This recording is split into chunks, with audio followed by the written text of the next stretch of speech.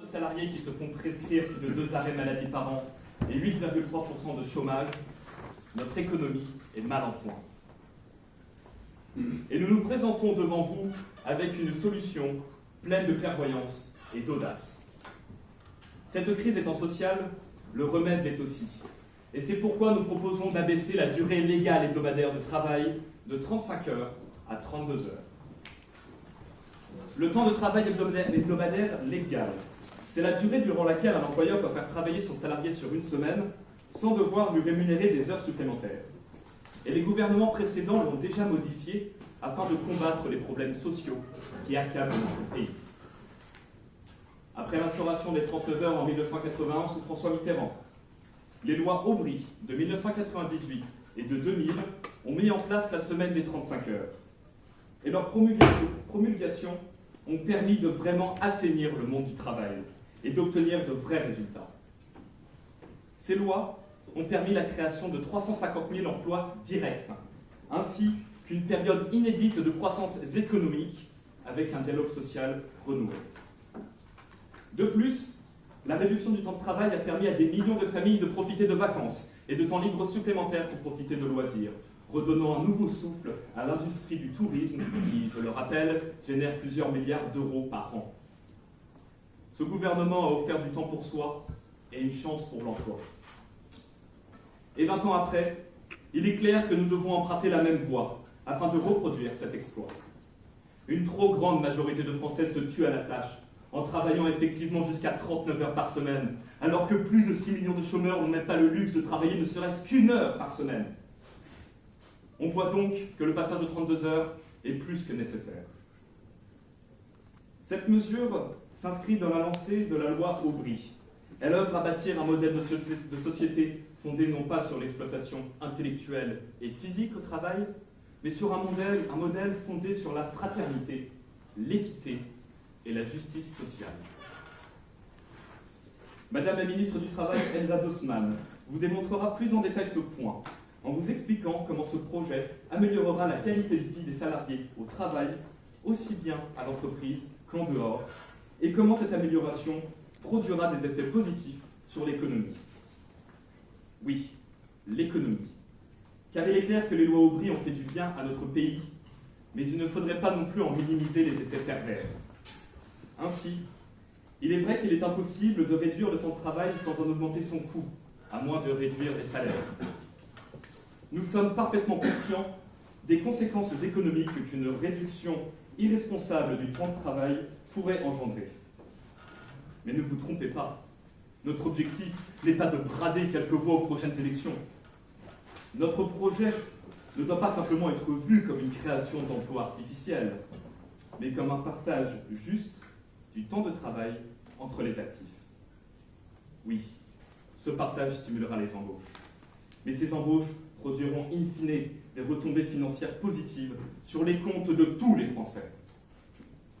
Monsieur le ministre de l'économie, Jad Achab, vous détaillera comment nous arriverons à équilibrer le financement de cette mesure et les fruits que cette mesure produiront sur l'économie, notamment sur le système de retraite, avec l'augmentation du volume de cotisation. Enfin, Madame le rapporteur général Sophia Mazazi conclura en démontrant comment les avancées sociales que nous proposons aujourd'hui sont intimement liées à ces retombées économiques dont notre société a tant besoin. Chère Assemblée, nous venons d'entrer dans une nouvelle décennie qui sera marquée par des défis sans précédent qu'il nous incombe en tant que dignitaires de la souveraineté populaire de relever. Vous aviez une question ? Face à l'incertitude que nous réserve le hasard de l'avenir, regarder dans notre passé pour nous inspirer des lois ayant porté leurs fruits est un gage de réussite pour notre pays. Cette mesure, inspirée des lois Aubry, cherche à poursuivre son œuvre en créant en France un ordre fraternel et social. Ainsi, chers Français, je vous y invite. Travaillons mieux en travaillant moins. Et ainsi, nous vivrons plus.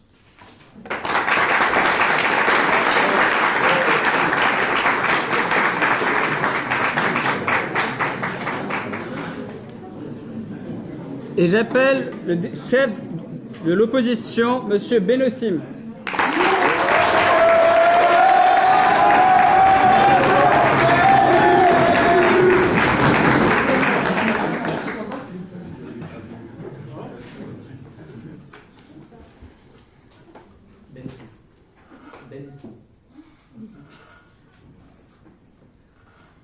Mesdames et messieurs, collègues de l'opposition et chers gouvernements, loin de moi la prétention de vous faire la leçon, mais je me dois de vous rappeler une définition. Personne ou chose dont l'intérêt serait très limité, voire quasi inexistant, et dont on ne verrait pas la finalité.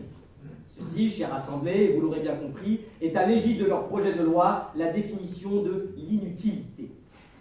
Ce qu'il faut bien comprendre, c'est qu'aujourd'hui, la durée du travail légal est de 35 heures. Mais pour y arriver, ça a été un long et laborieux combat. Journée de 8 heures, passage aux 40 heures, aux 39 heures, pour finir aux très controversées semaines de 35 heures. La réduction du temps de travail avait ainsi tout son sens à la fin du 19e siècle, lorsque l'on parlait de journées de 15 heures, de travail d'enfant, pas de jours de repos. Et au début du 20e, lorsque l'afflux de main-d'œuvre revenant du front faisait craindre une montée du chômage. Les socialistes ont ainsi instauré une réduction du temps de travail. Il s'agissait d'un moyen de libérer l'espace. Il s'agissait d'une mesure juste et efficace, mais par rapport à leur époque. Ce n'était pas un projet de loi symbolique visant à se racheter une bonne conduite, car du fait de leur conscience politique n'étant pas bien à gauche et mal à droite, ils se doivent de prêcher le faux. Et c'est ainsi que l'on retrouve une Martine Aubry du pauvre se la jouant Clémenceau.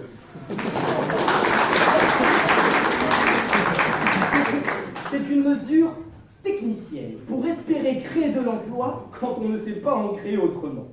Lors de l'abaissement des 35 heures, de l'emploi a été créé, certes, mais de l'emploi qui devait être créé suite aux innovations technologiques des années 2000. Mais le chômage n'a pas baissé. Je vous écoute. Vous nous parlez de créer de l'emploi autrement, mais dites-nous comment comptez-vous créer de l'emploi autrement? Mais madame, je ne suis pas du gouvernement, c'est à vous de répondre à cette question.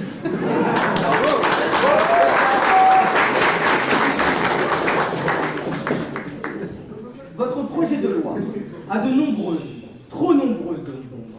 Il n'est pas viable et souhaitable ni sur le fond, ni sur la forme. Augmente-t-on à juste proportion le taux horaire ou conserve-t-on le même taux? Pour qui cela est adressé?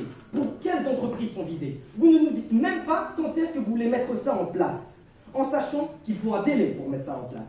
Car pour le passage aux 35 heures, on a mis 4 ans. On a été obligé de créer des périodes intermédiaires plafonnées par le nombre de salariés. On s'est retrouvé avec des SMIC différents selon si vous étiez à la période intermédiaire ou non. On a mis 4 ans à le mettre en place. Et vous ne nous dites même pas comment vous allez le faire ou par je ne sais quelle intervention du Saint-Esprit. Vous pouvez vous rasseoir, j'ai déjà pris une question. Dans un contexte compétitif, difficile pour des millions de travailleurs français, il n'est pas sérieux d'adopter un projet de loi aussi fallacieux. Et nous allons vous le montrer. En accueillant M. Gabot, député à la Commission de la productivité nationale, qui nous démontrera que ce projet est tout à fait inadapté de par la conjoncture économique actuelle. M. Boubaker, député à la Commission des affaires juridiques, nous montrera les limites opérationnelles de ce projet et l'incapacité du gouvernement à s'adapter à l'ensemble des Français. Et enfin, M. Gorab, rapporteur de l'opposition, nous éclairera en quoi ce projet est incohérent à la lumière des arguments qui seront donnés. Mais laissez-moi vous dire quelque chose qui me fait amèrement sourire. Ce gouvernement nous laissait croire qu'il serait sensible à la qualité de vie de ses travailleurs. Et en réponse à une année de manifestations, à des grèves à répétition et à une précarisation du travail, ce gouvernement nous ressort sa bonne recette de grand-mère et pense que c'est en le réduisant que les gens seront contents. Ce qui joue réellement dans la qualité de vie de nos concitoyens, ce sont les transports, le mode de vie urbain, le rythme de vie quotidien. Et pour cette ouvrière à la chaîne, mère célibataire de Créteil, car oui, prenons une entreprise qui aménagerait ces 3 heures en moins par semaine en disons 40 minutes par jour, ce qui fait 10 minutes le matin, 15 minutes à midi et 10 minutes le soir. Pour cette ouvrière à la chaîne, mère célibataire de Créteil, à qui vous avez tant promis, qui habite toujours un HLM délabré, qui n'a de quotidien que l'insécurité, qui met plus de 1h30 dans les transports pour aller à son lieu de travail, c'est pas vos 15 minutes le matin qui vont lui changer sa vie à la pauvre femme. Ceci étant dit, la parenthèse étant fermée, chère Assemblée, ne pensez pas que je vous prends de haut. Et pardonnez-moi si vous m'avez trouvé trop acerbe, je me fais peut-être vieux. Je ne doute pas de votre sérieux, cher gouvernement, je sais que vous pouvez faire mieux, et ainsi je vous invite à revenir nous voir quand vous nous proposez quelque chose qui n'est pas de la poudre aux yeux.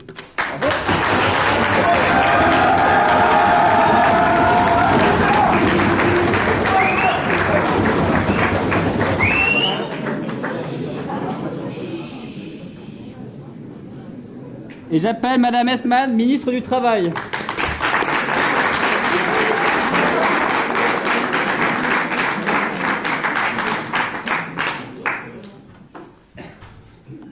Aujourd'hui, membres de l'opposition, vous nous révélez tout le mépris et l'indifférence que vous éprouvez à l'égard de tous les travailleurs français.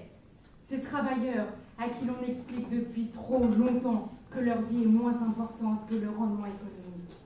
Ces travailleurs qui n'ont plus de temps à consacrer à leur vie de famille. Ces travailleurs qui s'épuisent tellement au travail qu'ils en deviennent malades. Quoi de plus inhumain que ce sacrifice humain? Aujourd'hui, mesdames, messieurs, non, il n'est pas question de répondre à une simple demande. Aujourd'hui, il est question de répondre à un besoin de nécessité vitale. C'est donc avec honneur et fierté que nous incarnons devant vous cette mesure qui met une fin à cet esclavage moderne. Une mesure qui redonnera une place à l'humain, au premier plan, tout en conservant notre activité économique. Oui, je prends votre question, monsieur, à droite. À droite, Que comptez-vous faire pour les travailleurs cadres? Pardon? Que comptez-vous faire pour les travailleurs cadres? C'est une question à laquelle répondra le ministre de l'économie et du financement, monsieur. Ah, d'accord. Alors, bien sûr, en tant qu'adepte de la facilité, vous avancez que la réduction du temps de travail pourra entraîner une augmentation du chômage. Mais justement, puisque le temps se verra partagé, les entreprises seront encouragées à recruter plus de personnel. Passer aux 32 heures, c'est donc relancer la croissance économique et remettre dans le jeu des millions de personnes qui sont actuellement privées de travail, qui subissent le temps partiel et la précarité. L'inutilité, monsieur, ce n'est donc pas de proposer des solutions, mais c'est de s'y opposer. Vous qui prenez des notions de productivité, de compétitivité, laissez-moi vous dire une seule chose.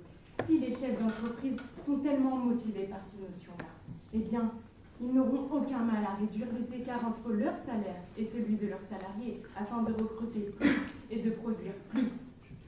De plus, la productivité des entreprises ne se verra pas heurtée par notre mesure, pour la simple et bonne raison que nous sommes en 2020, merveilleuse ère du machinisme, de l'intelligence artificielle, de l'automatisme, vous savez. La réduction du temps de travail humain est donc rendue possible par la machine, par l'utilisation des nouvelles technologies que vous n'avez pas l'air de connaître, un peu comme votre gauche et votre droite. Vous pouvez vous rasseoir. Une réduction du temps de travail à 32 heures ne veut donc pas dire une diminution de la productivité à 32 heures, puisque les machines peuvent très bien effectuer leurs tâches lorsque les salariés ne sont pas au travail. Il est donc temps, messieurs, et je sais que cela sera difficile pour vous, mais de s'adapter à ces nouvelles technologies, de les apprivoiser, de les réguler, pour qu'elles deviennent non pas le remplaçant des hommes, mais l'assistant des hommes. Et mieux encore, son principal allié, pour leur permettre de travailler moins, pour travailler mieux. Alors bien sûr, nous n'entendons pas augmenter l'intensification du travail, au contraire. Nous souhaitons transformer le travail, nous souhaitons mieux organiser le travail, pour que le travail soit une source d'épanouissement et non pas d'épuisement. Je prends votre question, monsieur. Que pouvez-vous nous dire par rapport à la productivité en France? Eh bien, monsieur, la productivité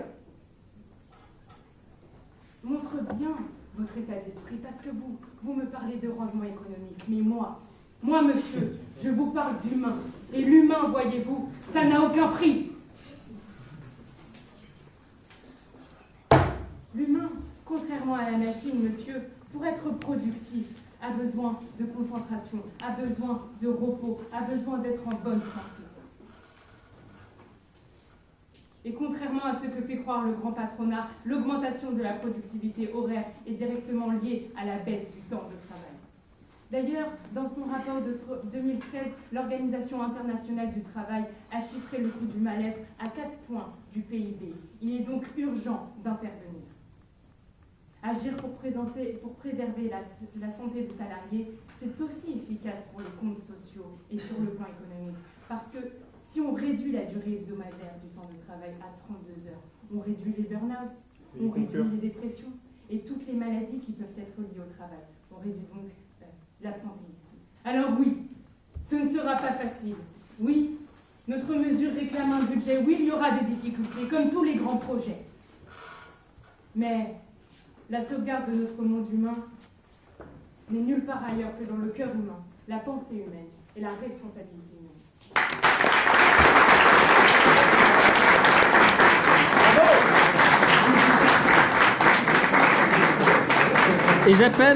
Et j'appelle Monsieur Gabot, député à la Commission de la productivité nationale.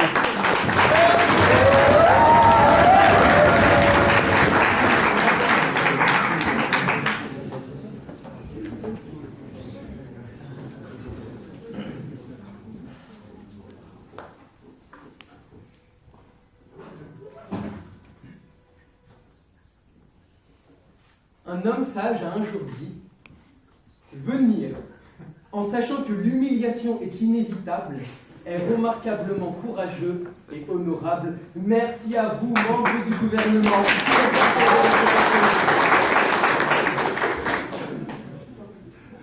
Madame la ministre du Travail, vous avez tout mélangé, c'était hilarant et un peu pathétique. Essayons de reprendre point par point pour vous expliquer ce qui a péché de manière analytique.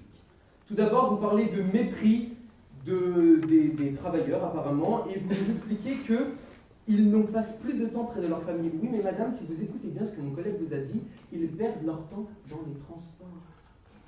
Ah oui, en fait. C'est-à-dire qu'aujourd'hui, lorsqu'on veut améliorer la qualité de vie des travailleurs, on propose de construire dans des villes des logements près des sources de travail. C'est comme ça que l'on améliore la qualité de vie des gens, madame.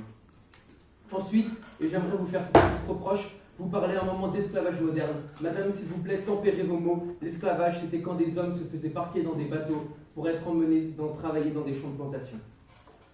Ensuite, madame, vous mélangez encore une fois tout, puisque vous parlez d'IA. Mais c'est marrant, puisqu'il manque de data scientists en France. J'imagine que vous ne savez pas ce que c'était, mais c'est en vérité, voilà, le fait de travailler près des machines, l'automatisation, toutes ces choses-là, il en manque en France. Donc ne nous parlez pas des machines, ce n'est même pas une réalité, nous n'avons même pas assez de personnes pour en travailler.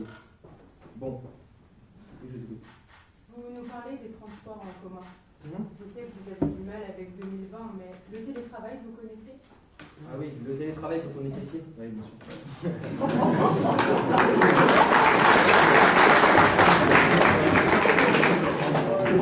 Rentrons dans des considérations quelque peu plus sérieuses. J'ai écrit même un projet de loi à démontrer.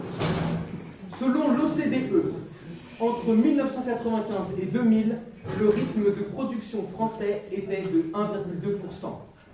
Entre 2012 et 2017, il était de 0,4%. Si la réforme de 2000 n'a pas été une catastrophe financière, c'est grâce à cette hausse de production qui a permis d'équilibrer l'impact de la réforme du passage de 39 à 35 heures. Malheureusement, le gouvernement semble vouloir prendre le problème à l'envers.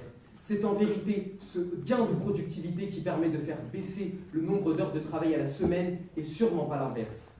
Voilà la réalité. La baisse de productivité en France est une réalité. Et couplée à la baisse de 3 heures de travail hebdomadaire que ce gouvernement propose, une baisse de la production nationale est inévitable.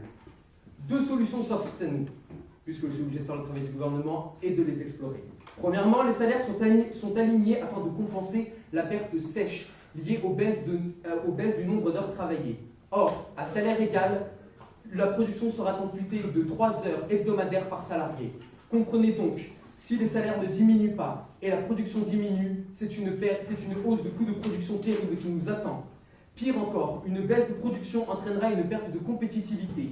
Cela serait un désastre, à une époque où la France est largement déficitaire dans la balance importation-exportation. Dans un monde où la concurrence est rude et la France est notamment mise à mal par ses voisins européens, où le code de travail est bien plus flexible que le nôtre. Votre mesure veut réduire le chômage, mais qu'elle commence par ne pas en créer. Votre mesure veut répartir les richesses accumulées au fil du temps, mais qu'elle commence par ne pas les dilapider. Aligner les salaires n'est pas viable, vous l'aurez tous compris. Ce gouvernement opterait donc pour la deuxième solution, à savoir ne pas aligner les salaires sur la baisse du nombre d'heures travaillées. Et le plus touchant, c'est que je suis convaincu que vous tenez le bon bout. Et non, en vérité, membres du gouvernement, sachez que les salaires vont chuter lorsque les travailleurs vont travailler 3 heures de moins par semaine. Et vous savez ce qui attendra les travailleurs?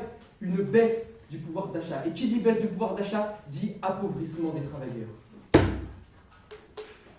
Le coup de génie. Matt Duberger en plein dans le mille. Travaillez moins pour gagner moins. Non mais, et le pire, mesdames et messieurs, c'est que ce gouvernement osera vous apostropher. Mais de quoi est-ce que vous vous plaignez? Vous avez plus de temps pour être pauvre. Encore une fois, mesdames et messieurs du gouvernement, lorsque l'on insulte son peuple, on s'assure qu'il ne vous comprend pas. Et malheureusement pour vous, même si vous parlez javanais, sachez que l'opposition est polyglotte. La baisse de production en France entraînera un désastre économique, nous l'avons bien compris. Mais pas d'inquiétude, le gouvernement aurait une recette magique pour réduire le chômage. Eh bien, imaginons que vous soyez à la tête d'une entreprise. Vous allez conclure. Vous embauchez, disons, un vendeur, 2 comptables et une secrétaire. Comprenez bien que, à raison de 3 heures par employé, vous auriez donc une perte de 4 fois 3 heures, soit 12 heures hebdomadaires. Qu'est-ce que ce gouvernement veut bien nous proposer pour combler ces 12 heures? Sûrement de recruter une personne qui soit compétente à la fois en tant que comptable, que secrétaire et que vendeur, et de la faire travailler 12 heures par semaine. Vous allez vous asseoir.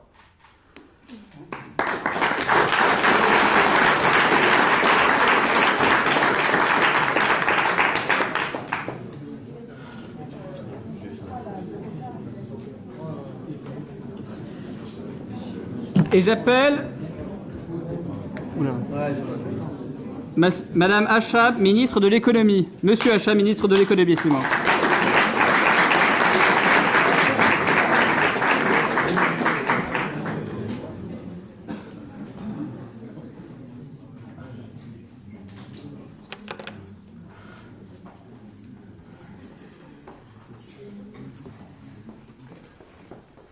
En tant que ministre de l'économie, je suis fier de faire partie de ce gouvernement qui avance aujourd'hui une mesure qui saura impulser une nouvelle dynamique économique à notre pays. Et je m'efforcerai de vous démontrer. Nous avons aujourd'hui 27 millions d'actifs. En leur soustrayant 3 heures de travail par semaine, nous pourrons dégager un temps de travail nécessaire pour permettre à 700 000 Français de s'insérer sur le marché du travail. C'est sur cette base de la diminution du chômage que je m'efforcerai de vous exposer les bienfaits économiques que représente notre mesure pour notre pays. Tout d'abord, il y a des mesures économiques directes, les impacts économiques directs. Pour 2 raisons. La première sera évidemment une diminution de dépenses en matière d'allocation au chômage. Aujourd'hui, 2,5 millions de Français bénéficient des allocations au chômage à raison de 1 000 € par mois.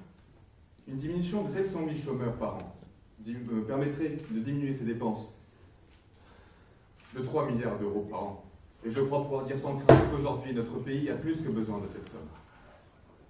La deuxième conséquence directe de notre mesure sera une augmentation des recettes fiscales. Et à ce titre aussi, notre mesure est intéressante. Car qui dit augmentation du nombre de salariés entend aussi augmentation des salaires.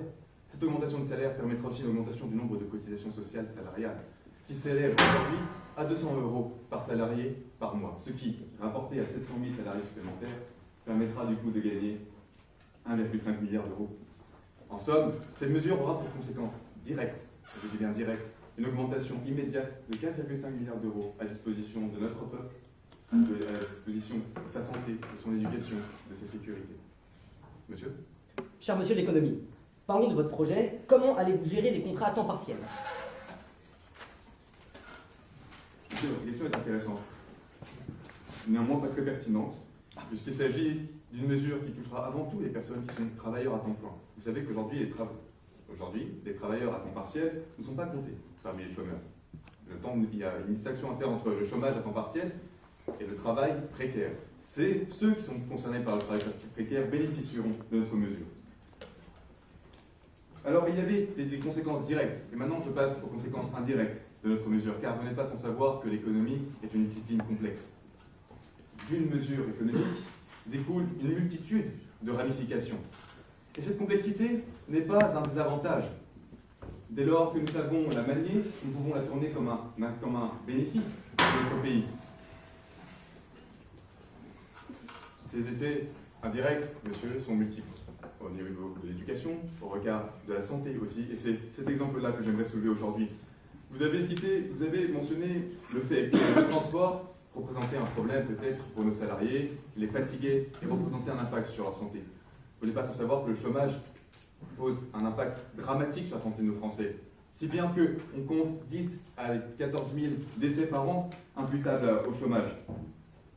Cette diminution du chômage permettra donc de réduire le nombre de malades. Ce faisant, c'est une diminution en termes de dépenses de santé. Et en augmentant le nombre de salariés, nous pourrons aussi augmenter les recettes fiscales à destination des soins. En conséquence, notre mesure permet à la fois de diminuer quantitativement les soins de santé et de les améliorer qualitativement, ce qui profitera non seulement aux travailleurs nouveaux, mais aussi à l'ensemble des Français. Voici donc comment notre mesure s'inscrit pleinement dans une politique cohérente, soucieuse du bien-être de l'ensemble des Français. Alors bien entendu, vous avez entendu vos remarques et vous avez soulevé notamment la question de la compétitivité. Et c'est à la raison, et vous avez entièrement raison sur ce point-là. Évidemment, aucune mesure n'est parfaite. Il faut toujours prendre en compte les impacts positifs et les impacts négatifs potentiels pour pouvoir leur répondre et apporter des solutions.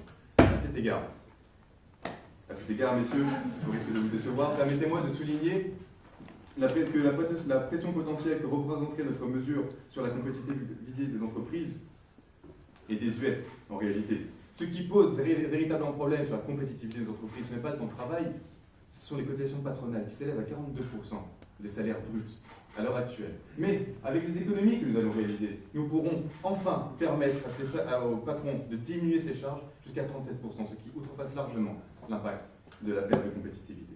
Enfin, au regard de la mise en place de cette politique, nous avons estimé à son coût à 286 millions d'euros, ce qui, comme vous l'aurez compris, est largement compensé et financé par les économies que nous aurons réalisées. Veuillez conclure. J'ai conclu, messieurs, dames. Merci de m'avoir.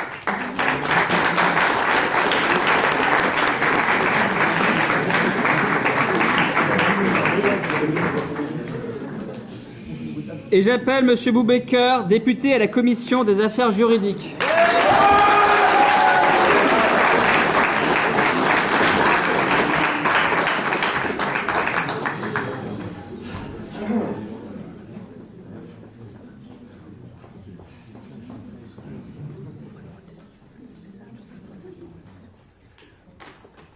Mesdames, Messieurs les députés, je me permets de m'inspirer d'un certain orateur de l'Isiasso en commençant par une petite leçon de conjugaison. J'écoute, tu écoutes, il écoute, nous, membres de l'opposition, nous écoutons, mais vous, membres du gouvernement, vous n'écoutez pas. Alors, monsieur, vous nous avez parlé du chômage et vous avez cité bien des chiffres, sans nullement utiliser de sources ou de démonstrations mathématiques. Et laissez-moi commencer par vous dire que le chômage est un problème qui n'est pas quantitatif, mais qualitatif. Et je vais vous expliquer pourquoi. Il y a deux types de domaines en France. Les domaines qui recrutent, mais qui ne trouvent pas de main-d'œuvre adaptée à ces mêmes métiers. On peut parler de l'ingénierie, on peut parler de l'hôtellerie, de la restauration, mais votre projet de loi ne va subitement pas faire naître des ingénieurs pour ces postes-là. Nous sommes d'accord. Et vous avez les domaines qui sont déjà bouchés, qui ne recrutent pas et qui sont voués à disparaître. Vous avez vous-même parlé de l'intelligence artificielle. Évidemment, notre projet de loi ne répond pas non plus à ce secteur. Alors, mesdames et messieurs les députés, vous l'aurez donc compris, ce projet de loi, à défaut de pouvoir créer véritablement des emplois, ne fera que les décréter. Car oui, pour garantir le bon fonctionnement d'une clause légale, juridique aussi complexe et lourde, il faudrait absolument y incorporer une contre-garantie. Une contre-garantie pour permettre à l'ensemble des salariés et des employés français de leur assurer un emploi d'une façon plus ou moins légale et d'une façon plus ou moins fictive. Mais parlons tout d'abord du contingent des heures supplémentaires, un élément très important d'ailleurs, absolument absent de votre projet de loi. Le contingent des heures supplémentaires est fixé à 220 heures par salarié par an actuellement en France. Ce gouvernement ne nous explique pas quelles sont les conséquences de leur projet de loi sur un élément si important pour le monde du travail. Vous n'expliquez pas les conséquences de votre projet de loi sur la majoration des heures supplémentaires. Je prends votre question. Monsieur, quel est le temps de concentration moyen d'un salarié dans une journée de travail? Eh bien, je pense que ça dépend des conditions de travail dans lesquelles il évolue. Vous avez parlé de bien-être, vous devriez le savoir. Alors, en conséquence, modifier finalement le contingent des heures supplémentaires sans vouloir y réfléchir, c'est s'engouffrer non pas dans un millefeuille administratif, mais dans une véritable forêt noire juridique. Parlons également de certaines catégories. Nous avons posé la question sur les cadres, ils ont dit qu'ils allaient l'aborder, nous attendons toujours la réponse sur les cadres. Vous l'avez vu, tous les ministres sont passés, toujours pas de réponse. Alors, un seul choix, en réalité, s'offrait à vous. Il s'agissait de réduire le décompte horaire des cadres, de le passer d'un système annuel à un système actuellement hebdomadaire. Mais en réalité, ce serait paradoxal de le faire, puisque c'est la même réforme qui a permis le passage des 39 aux 35 heures, qui a créé finalement le décompte annuel de l'ensemble des cadres français. Parlons également de la modulation horaire, qui est utilisée dans des centaines, dans des milliers d'entreprises françaises. Eh bien, là aussi, le projet de loi du gouvernement, si on réduit de 3 heures le temps de travail légal en France, eh bien, il faudra changer le fonctionnement juridique, mais également l'organisation de centaines d'entreprises qui fonctionnent sur ce rythme-là, de milliers d'entreprises même. Parlons enfin des contrats à temps partiel, puisque a priori c'était une question intéressante, mais vous n'y avez pas répondu. Supposons, mesdames, messieurs les députés, que vous travaillez à hauteur de 33 heures par semaine. Vous êtes donc à temps partiel, et bien grâce au projet de loi du gouvernement, vous êtes, hop, tout d'un coup, à temps complet, sans aucune explication. Et là pareil, vous nous dites pas quoi faire. Vous allez donc modifier d'un coup, sans expliquer, l'ensemble des contrats pour l'ensemble des personnes qui travaillent à temps partiel. Évidemment, vous n'évoquez pas la moindre miette, cela va se faire par magie. Et vous savez quoi, j'irai même plus loin. Supposons par tout hasard que vous, monsieur, mesdames les députés, vous refusiez tout bonnement en fait d'accepter le projet de loi et la rétrogradation de ce temps de travail. Vous avez le droit puisque vous avez signé un contrat de 35 heures. Eh bien, ce gouvernement, s'il avait fait son travail, il aurait pu nous dire que la seule solution, c'était d'ajouter, vous savez, ce petit alinéa, ce petit paragraphe qui fait toute la différence et qui a fait la différence dans les années 2000, puisqu'il a permis, il a interdit aux employés de refuser cette rétrogradation. Alors, finalement, nous nous rendons compte que accepter le projet de loi proposé par le gouvernement aujourd'hui, c'est s'immiscer dans une complexité juridique qui fera du monde professionnel, tel qu'on le connaît aujourd'hui, un véritable roman digne de l'univers de Kafka. Alors, mesdames les députés, au lieu de voter pour le projet de loi, je vous propose de finir sur une note plus positive et de voter pour la création d'un indicateur, un indicateur unique, différenciant, exceptionnel. Je l'ai appelé l'indicateur Kafka, spécialement conçu pour les futurs projets de loi de ce gouvernement et qui témoignera sur une échelle adaptée de l'inutilité et de l'incompréhension de nos contradicteurs.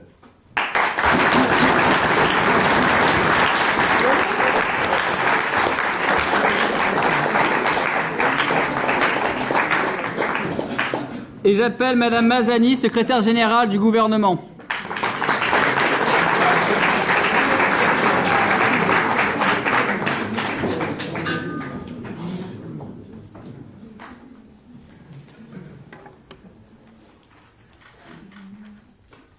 Dépassé, déconnecté de la réalité.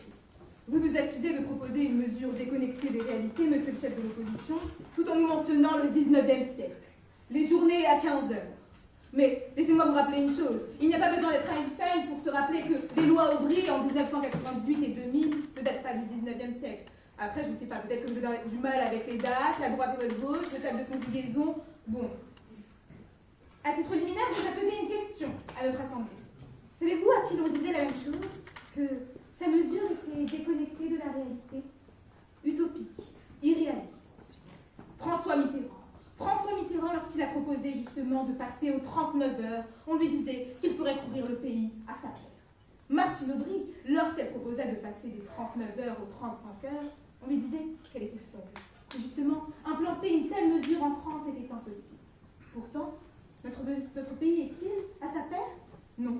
Nous sommes 5e puissance mondiale et nous sommes fiers, nous, gouvernement, de porter cette mesure aujourd'hui, qui met en avant des valeurs, nos valeurs, celles de justice sociale. Durant ces 30 dernières années, et notre Premier ministre l'a très bien rappelé, aucun autre dispositif, autre que les lois sur les 35 heures, n'a permis la création d'emplois massifs combinés à la croissance et au dynamisme du dialogue social. Pourquoi devrions-nous, et surtout, Pourquoi devrait-il vous croire aujourd'hui lorsque vous accusez notre mesure d'être déconnectée de la réalité? Par ailleurs, l'histoire le démontre, pour répondre à la consommation de masse et au rendement financier, la société a relégué le travailleur au simple rang de pièce du puzzle. Et tout cela au nom de quoi? De la productivité, comme vous le dites, monsieur le député, de la compétitivité, de la concurrence. Notre mesure a pour ambition de s'inscrire dans une mouvance contraire, celle d'une volonté de revalorisation du travailleur, comme a très bien pu l'expliquer notre ministre du Travail. Et si votre vision néolibérale cliché semble être bien éloignée de ces préoccupations, nous, gouvernement, avons démontré ce soir qu'il est tout à fait possible de combiner productivité et bien-être du travailleur. Tout n'est pas manichéen, ce n'est pas blanc ou noir, ce n'est pas rendement ou bien-être. Non, ça peut être les deux. Je prends votre question. Vous nous parlez depuis tout à l'heure des lois de Martine Aubry. Est-ce que vous pourriez nous expliquer en quoi est-ce que les conditions de l'époque et celles d'aujourd'hui sont similaires selon vous? Je n'ai pas dit que les conditions de l'époque sont similaires, justement. Si nous faisons le choix de passer des 35 heures aux 32 heures, c'est justement parce que les conditions ne sont pas similaires. Sinon, nous resterions aux 35 heures. Bon. Pour reprendre le terme de ministre de l'économie, la réduction du temps de travail, ou plutôt le partage du temps de travail, comme nous aimions si bien l'appeler, c'est relancer la croissance, grâce aux effets directs et indirects, notamment par la consommation. Notre mesure est claire, notre programme de financement l'est tout autant. Pourtant, à vous écouter, j'aimerais dire une chose. Si le progrès, on ne l'arrête pas, à l'écoute de vos discours, on peut dire que la bêtise, on ne l'arrête pas non plus. Vous tentez de faire passer notre mesure pour une mesure de fainéants, mais les seuls fainéants ici, c'est vous. C'est vous qui n'avez même pas daigné proposer de contre-projet. S'opposer est bien facile, mais s'opposer n'est pas proposer. Non. Comme vous l'avez dit, vous êtes député et nous sommes au gouvernement et cela est bien pour une raison. Je sais, monsieur le député, que vous n'avez pas forcément les connaissances suffisantes, vous nous parlez de table de conjugaison, mais lorsque le sujet devient un peu tatillon, vous semblez perdre vos moyens. En vous écoutant, monsieur le député, vous nous parlez monsieur le premier député, de gain de productivité. Deuxième député. Mais vous ne nous donnez pas de sources non plus, vous qui justement adorez les sources, eh bien moi je vais vous en donner une de chose. L'INSEE. Pour l'INSEE, selon un sondage en 2013, ce sont les 35 heures justement qui ont permis ce gain de productivité de 4% à 5%. Et si vous, députés, pensez être plus légitime que nous, gouvernement, dites-nous, que proposez-vous pour revaloriser le travailleur tout en créant plus d'emplois? Alors oui, s'il faut nous pardonner ce soir, pardonnez-nous. Pardonnez notre gouvernement d'être un gouvernement ambitieux, d'avoir de plus grandes prétentions pour la France, mais surtout pour nos Français. Vous ne nous écoutez pas non plus, puisque vous n'avez pas réellement trouvé de défaut quant à notre mesure. Vous justement, vous nous dites que nous parlons japonais et que vous êtes polyglotte, alors écoutez. Vous nous accusez d'être la Martine Aubry du pauvre, mais je préfère être la Martine Aubry du pauvre que le Booba du pauvre. Bon, l'objectif de cette mesure est justement de faire passer de ces personnes que vous dites au contrat de temps partiel, justement, ces personnes de statut précaire. Oui, nous entendons diminuer leur temps et de valeur de travail. Mais, justement, comme vous l'avez dit, nous entendons faire passer ces personnes-là qui ont un statut précaire à un statut stable. Ces personnes qui ont un contrat de travail partiel, nous entendons les faire passer à un contrat stable et plein. Alors, dans une perspective de progrès pour tous et tous, baisser la durée légale de travail à 32 heures sans perte de salaire, à contrario de ce que vous avez dit, c'est rapprocher le temps des travailleurs des non-travailleurs. C'est rapprocher le temps de travail des hommes des femmes. C'est rapprocher le temps de travail des parents des enfants. Et c'est surtout se donner les moyens, enfin, de faire de l'égalité, devise de notre nation, une réalité.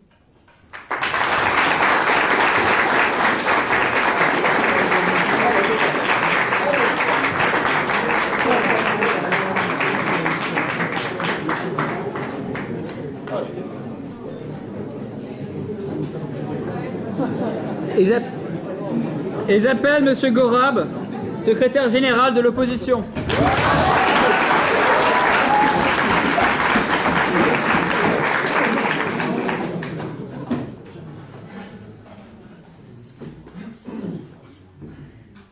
S'il y a bien une chose qui nous lie tous ici, c'est le fantasme de ne plus travailler. C'est cet amour des jours fériés, la jouissance de la résonance du mot « vacances ». Un paradis n'est-il pas d'ailleurs défini comme un endroit où l'on ne travaille pas? Et aujourd'hui, ce gouvernement vient et a succombé, en nous apportant un projet de loi dans lequel il souhaite réduire de 3 heures le temps de travail légal. Et je me tourne vers vous, monsieur le Premier ministre, parce que vous avancez cette loi comme une continuité naturelle des lois précédentes. Eh bien, mesdames, messieurs, si je suis cette logique, applaudissez parce qu'en 2061, nous ne travaillerons que 9 heures par semaine. Vous dites ensuite que les lois Aubry ont été favorables à notre économie, qu'elles ont créé 350 000 emplois. Vous connaissez les chiffres, certes, mais vous les manipulez à votre escient. Parce qu'en réalité, il y a eu 350 000 emplois créés entre 1998 et 2002, avant la mise en place de la loi Aubry. D'ailleurs, les statistiques de l'INSEE démontrent, et je vous invite à le regarder, démontrent que, une fois cette mise en place de la réduction de 39-35 heures, la courbe du taux de chômage a considérablement augmenté, à titre de comparaison de celle de l'Allemagne qui n'a pas énormément bougé. Et vous dites ensuite, Madame la ministre du Travail, vous nous parlez d'éthique. Alors, mesdames, messieurs, avec une réduction de 3 heures dans la semaine, cela reviendrait à exécuter les mêmes tâches. Alors imaginez-vous avec une journée de 6 heures, réduite en 5 par exemple. Il y a nécessairement un accroissement du rythme de travail, une plus grande pression dans ce travail-là. Et si le rythme n'augmente pas, c'est la productivité et la qualité du travail qui va en payer. En ce sens, soit la productivité va payer, soit la qualité du travail va payer. Et je prends votre question. Pourquoi prendre le parti de la monopolisation du travail par une minorité de Français? Ce n'est pas la monopolisation du travail par une minorité de Français, madame. Et d'ailleurs, en parlant de minorité, je vais vous parler d'une majorité dont vous ne parlez pas, qui sont les cadres. À savoir que les cadres, madame, ne sont pas du tout pris en compte dans votre discours. Il faut savoir que les cadres ne sont pas soumis aux 35 heures par semaine. Ils sont soumis à un forfait annuel de 260 heures et le nombre d'heures dépend selon les cadres en question. En d'autres termes, il y a une majorité, madame, non pas une minorité, que vous ne prenez pas en compte et dont vous n'avez absolument pas parlé. Et le télétravail, d'ailleurs, les concerne en majorité. Donc, cela revient à nous dire, parce que je vais vous parler de productivité, parce que vous nous avez dit que vous nous parliez du lui-même et que l'on parle de productivité, une belle façon de cacher votre ignorance, mais simplement de savoir que la productivité en France depuis 1980 est en baisse. Pour pouvoir réduire les heures de travail dans un pays, il faut un gain de la productivité. Aujourd'hui en France, elle est nulle. Réduire le nombre d'heures reviendrait donc à s'opposer, à faire face à des coûts économiques faramineux. Et en parlant d'économie, je me tourne vers vous, ministre de l'économie. Vous nous parlez d'une augmentation de 4,5 milliards d'euros. D'où viennent-ils? Comment viennent-ils? On ne sait pas. Vous parlez du bien-être des Français une nouvelle fois. Il faut bien comprendre que dans ce débat, la vie des Français est importante. Et ce n'est pas la quantité d'heures de travail dans la semaine qui est importante, mais les conditions de vie au sein du travail. Travailler 6 heures dans une journée au lieu de 7 heures dans des conditions difficiles n'arrangera rien. Et notre pays, et c'est ce que vous avez dit, madame la porte-parole, est-il à sa perte? Eh bien, madame, il vous suffit de regarder par votre fenêtre le nombre de gilets jaunes qui se tiennent, qui manifestent, d'allumer votre télé, et de rester, comme vous le dites, connecté. Et à ces machines qui sont censées nous remplacer, madame, il y a une déconnexion abasourdissante dans votre discours. Alors on va reprendre. Incapacité économique, que nous a résumé M. Gabot, ne résout pas le problème du chômage, parce que c'est un problème qualitatif et non pas quantitatif, comme nous l'a expliqué M. Boubaker, et c'est mettre les pieds dans un marasme juridique et administratif incommensurable. Alors, proposez-nous, madame, des solutions, comme celle de la réduction de la proximité entre le lieu de vie et le lieu de travail. Proposez-nous des solutions pour améliorer les transports, parce que c'est ici que le temps est précieux pour nos employés, et c'est ici qu'il faut le gagner. Alors je vous propose de revenir avec un projet plus solide, et pourquoi pas augmenter vos heures de travail pour vous y consacrer.